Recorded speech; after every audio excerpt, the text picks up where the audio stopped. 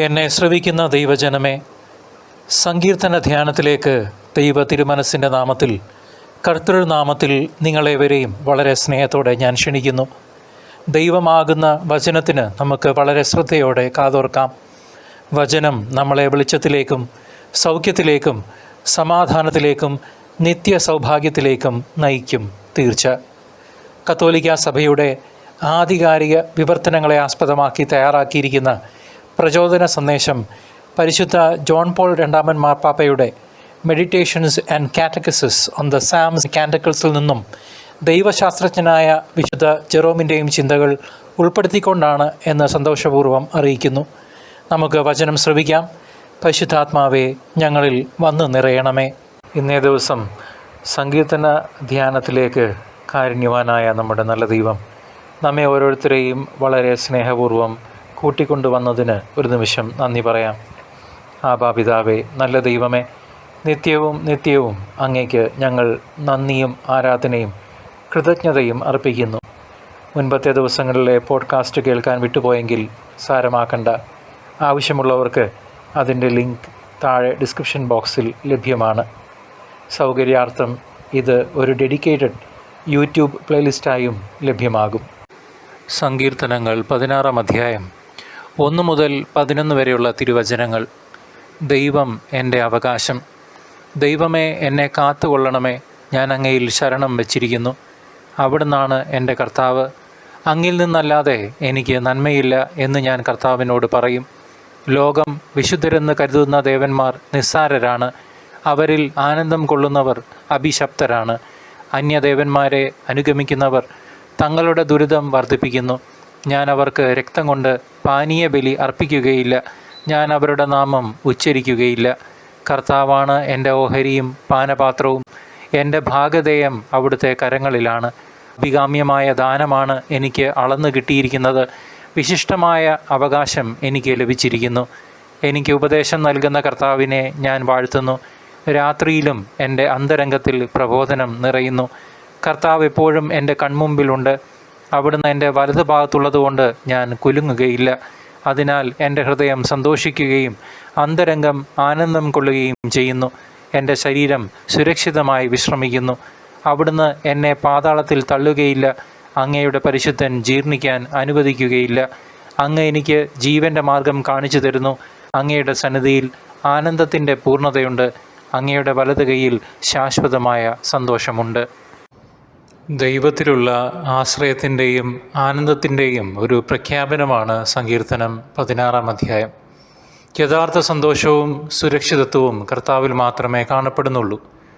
ദാവീദിൻ്റെ ഓഹരിയും അവകാശവും വഴികാട്ടിയുമായി ദൈവത്തെ എടുത്തു കാണിക്കുന്ന ഭാഗമാണ് മനോഹരമായ 16-ാം സങ്കീർത്തനം. മരണത്തിനപ്പുറം പോലും നമ്മുടെ അപ്പൻ്റെ സാന്നിധ്യവും രക്ഷണവും അവിടുന്ന് മക്കളായ നാം ഓരോരുത്തർക്കും ഉറപ്പ് നൽകുന്നു. ജീവനില്ലാത്ത മനുഷ്യനിർമ്മിതമായ മനുഷ്യൻ്റെ കരവേലകളുടെ മാത്രം സൃഷ്ടിയായ വിഗ്രഹങ്ങളെ വണങ്ങി അവയെ പഴയ നിയമത്തിലെ ഈജിപ്തുകാരെ പോലെ പിന്തുടരുന്നതിൻ്റെ ക്ഷണികതയും അർത്ഥശൂന്യതയും കൂടി ഈ ബൈബിൾ ഭാഗം ചൂണ്ടിക്കാണിക്കുന്നു. ദൈവവുമായുള്ള നമ്മുടെ ബന്ധത്തിൽ കാണപ്പെടുന്ന സന്തോഷം, സുരക്ഷിതത്വം, നിത്യമായ പ്രത്യാശ എന്നിവ ജീവനുള്ള ദൈവത്തിൽ നിന്നും എനിക്കും നിങ്ങൾക്കുമായി കുരിശിൽ ബലിയായി തീർന്ന മരിച്ച് ഉയർപ്പിക്കപ്പെട്ട കർത്താവിൽ നിന്നും മാത്രം വരുന്നു. ലൗകിക അനുധാവനങ്ങളിലോ വിഗ്രഹങ്ങളിലോ അല്ല, ദൈവത്തിൽ ആത്യന്തിക സംതൃപ്തിയും ആനന്ദവും കണ്ടെത്താൻ ഈ വചനങ്ങൾ നമ്മെ പ്രോത്സാഹിപ്പിക്കുന്നു. സങ്കീർത്തനം 16-ാം അധ്യായം 1 മുതൽ 11 വരെയുള്ള വാക്യങ്ങൾ ദൈവത്തിലുള്ള ആഴമേറിയ വിശ്വാസം, അവിടുത്തെ പരമാധികാരം തിരിച്ചറിയാൻ നമുക്കുള്ള വ്യക്തിപരമായ ക്ഷണമാണ്. വീണ്ടും വീണ്ടും ദൈവസന്നിധിയിൽ നിന്നും ഇറങ്ങിപ്പോകുന്ന അവസ്ഥ നമ്മുടെ ജീവിതത്തിൽ ഉണ്ടാകാതിരിക്കട്ടെ. അത് നല്ലതിനല്ല. പാപിനിയായ സ്ത്രീയോട് കർത്താവ് പറഞ്ഞു, ഇനിമേൽ പാപം ചെയ്യരുത് എന്ന്. എളിമ അഭ്യസിച്ച് ദൈവത്തെ പൂർണ്ണ ഹൃദയത്തോടെ, പൂർണ്ണ ശക്തിയോടെ, പൂർണ്ണ മനസ്സോടെ സ്നേഹിച്ച് നാം ഓരോരുത്തരും ഒന്നുമില്ലാതായി തീരുമ്പോൾ മാത്രമേ ദൈവകൃപകൾ നമ്മിലേക്കും നമ്മുടെ കൂടെയുള്ളവരിലേക്കും ഒഴുകുകയുള്ളൂ. അതല്ലെങ്കിൽ വിജാതീയരെ പോലെ കരുണയിൽ മാത്രം നാം ജീവിതം നരകിച്ച് തീർക്കേണ്ടി വരും. ഒരിക്കലും ആ ദുരവസ്ഥ നമുക്കുണ്ടാവാണ്ടിരിക്കട്ടെ എന്നാണ് സ്നേഹമുള്ള സ്വർഗത്തിലെ നമ്മുടെ അപ്പൻ ആഗ്രഹിക്കുന്നത്. അപ്പം ചോദിച്ചാൽ സ്നേഹിക്കുന്ന ഒരപ്പൻ കല്ല് കൊടുക്കുമോ, മീൻ കൊടുത്താൽ പാമ്പിനെ കൊടുക്കുമോ എന്നല്ലേ പിതാവായ ദൈവം മനുഷ്യരായ നമ്മോട് ചോദിക്കുന്നത്. ഉപവസിച്ച് പ്രാർത്ഥിച്ച് ദൈവത്തിന് ഒന്നാം സ്ഥാനം കൊടുത്ത് കൂദാശകൾ അനുഭവിച്ച് നാം ദൈവത്തിന് പ്രീതികരമായ രീതിയിൽ ജീവിക്കുമ്പോൾ സ്വർഗം നമ്മുടെ വീടുകളിൽ, ജോലിസ്ഥലങ്ങളിൽ, കൂട്ടായ്മകളിൽ ഇപ്പോൾ തന്നെ ഭൂമിയിൽ അവകാശമാക്കാൻ സാധിക്കും എന്നുള്ളത് ബൈബിൾ പലതവണ സാക്ഷ്യപ്പെടുത്തുന്നു. ഇത് സ്വർഗത്തിൻ്റെ ഒരു മുൻ ആസ്വാദനമായ ദൈവം തന്നെ നമുക്ക് ആയിട്ടുള്ള ഒരവസ്ഥാവിശേഷമാണ്. ദാവീദിനെ പോലെ ദൈവത്തിൻ്റെ ഉപദേശം എപ്പോഴും തേടാൻ നമുക്ക് സാധിക്കണം. പ്രതികൂല സാഹചര്യങ്ങളിൽ ദൈവം തൻ്റെ മുൻപിൽ നിൽക്കുന്നതിനാൽ 8-ാം വാക്യത്തിൽ താൻ തെല്ലും കുലുങ്ങുകയില്ലെന്ന് ദാവീദ് വിളിച്ചു പറയുന്നു. ദാവീദിൻ്റെ ഈ ബോധ്യം നമ്മളെ വിശ്വാസത്തിലേക്കും സന്തോഷത്തിലേക്കും പ്രത്യാശയിലേക്കും നയിക്കട്ടെ. 10-ാം വാക്യത്തിൽ ദൈവം തൻ്റെ പ്രാണനെ പാതാളത്തിൽ വിടുകയില്ലെന്നും അവിടുത്തെ പരിശുദ്ധനെ ജീർണിക്കാൻ സമ്മതിക്കുകയില്ലെന്നും ദാവീദ് ഉറപ്പിച്ചു പറയുന്നു. ഈ ബോധ്യം നമ്മുടെ ജീവിതത്തിൽ നമുക്ക് വേണ്ടുന്ന, ഒഴിച്ചുകൂടാൻ പാടില്ലാത്ത വാസ്തവം ആണ്.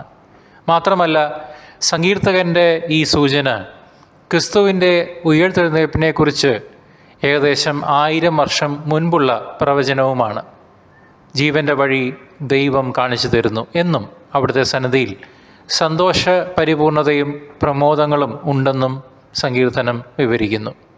എന്നെ ശ്രവിക്കുന്ന ദൈവജനമേ, ദൈവത്തിൽ ആഴമായ വിശ്വാസം അർപ്പിക്കുവാനും സംരക്ഷകനും നൽകുന്നവനുമായ ദൈവത്തിൽ സന്തോഷവും മാർഗനിർദ്ദേശവും ആത്യന്തിക പ്രത്യാശയും കണ്ടെത്തുവാനും അങ്ങനെ നിത്യജീവിതത്തിലേക്കും അവിടുത്തെ സന്നിധിയിലുള്ള പൂർണ്ണമായ സന്തോഷത്തിലേക്ക് നയിക്കുവാനും അവിടുന്ന് നമ്മെ ഓരോരുത്തരെയും വിളിക്കുന്നു. ആ അനന്ത സ്നേഹത്തിൻ്റെ വിളി സ്വീകരിച്ച് നമ്മുടെ അപ്പൻ്റെ അടുക്കിലേക്ക് ഇന്ന് തന്നെ നമുക്ക് മടങ്ങി വരാം. ഭയവും ആശങ്കകളും നിറഞ്ഞ ഈ ലോകത്തിൽ സങ്കീർത്തകനെ പോലെ ദൈവത്തിൽ മാത്രം അഭയം തേടാൻ നമുക്ക് സാധിക്കണം. ദൈവമേ, എന്നെ കാത്തുകൊള്ളണമേ, ഞാൻ അങ്ങയിൽ ശരണം പ്രാപിച്ചിരിക്കുന്നു എന്ന് ദാവീദ് പറയുമ്പോൾ ജീവിതത്തിലെ പ്രശ്നങ്ങളിൽ നിന്ന് രക്ഷ നേടാൻ ദൈവത്തെ സമീപിക്കേണ്ടതിൻ്റെ പ്രാധാന്യം നമ്മെ ദാവീദ് വീണ്ടും വീണ്ടും ഓർമ്മിപ്പിക്കുന്നു. നന്മയും സന്തോഷവും ദൈവത്തിൽ നിന്നല്ലാതെ ലഭ്യമല്ലെന്ന് ദാവീദ് തിരിച്ചറിഞ്ഞു. നമ്മൾ ഇന്ന് പലപ്പോഴും സന്തോഷവും സംതൃപ്തിയും ലൗകിക കാര്യങ്ങളിൽ കണ്ടെത്താൻ ശ്രമിക്കാറുണ്ട്. അത് കൊണ്ടെത്തിക്കുന്നതോ തിരിച്ചു കയറാൻ സാധിക്കാത്ത ആഴമായ കയത്തിൽ തന്നെ. എൻ്റെ വിഷമങ്ങൾ, ആകുലതകൾ, താല്പര്യങ്ങൾ, ക്ലേശങ്ങൾ എന്നിവയ്ക്ക് ഒന്നാം സ്ഥാനം കൊടുത്ത് ദൈവത്തിന് കൊടുക്കേണ്ട സമയം നാമായി സൃഷ്ടിക്കുന്ന വികാര വിഗ്രഹങ്ങളിൽ പെട്ട് ഉഴലുമ്പോൾ നാം തിരിച്ചറിയണം, അത് ദൈവത്തിനെ വെറുപ്പിക്കൽ മാത്രമാണ്. വിശ്വാസത്താൽ ദൈവാശ്രയ ബോധ്യത്തിൽ നാം ആയിരിക്കുമ്പോൾ ഞാൻ കടന്നു പോകുന്ന അവസ്ഥകൾ ദൈവം എൻ്റെ നിത്യരക്ഷയ്ക്ക് ഉതകുന്ന വിധത്തിൽ ക്രമപ്പെടുത്തിയിട്ടുള്ളതാണ് എന്ന് മനസ്സിലാക്കുവാൻ നമുക്ക് സാധിക്കണം. കാരണം യഥാർത്ഥ സമാധാനവും സന്തോഷവും ദൈവത്തിൽ മാത്രമേ കണ്ടെത്തുവാൻ നമുക്ക് സാധിക്കൂ. ദൈവത്തിൽ ആശ്രയിച്ച് ജീവിക്കുമ്പോൾ അവൻ എൻ്റെ വലതു ഭാഗത്തുള്ളത് കൊണ്ട് ഞാൻ കുലുങ്ങിപ്പോകുകയില്ല എന്ന് ദാവീദ് പറയുന്നത് പോലെ ഒരു ശങ്കയുമില്ലാതെ ഏത് പ്രതിസന്ധിയിലും നാം തളർന്നു പോകുകയില്ല എന്നുള്ള ബോധ്യത്തിൽ നാം ജീവിക്കണം.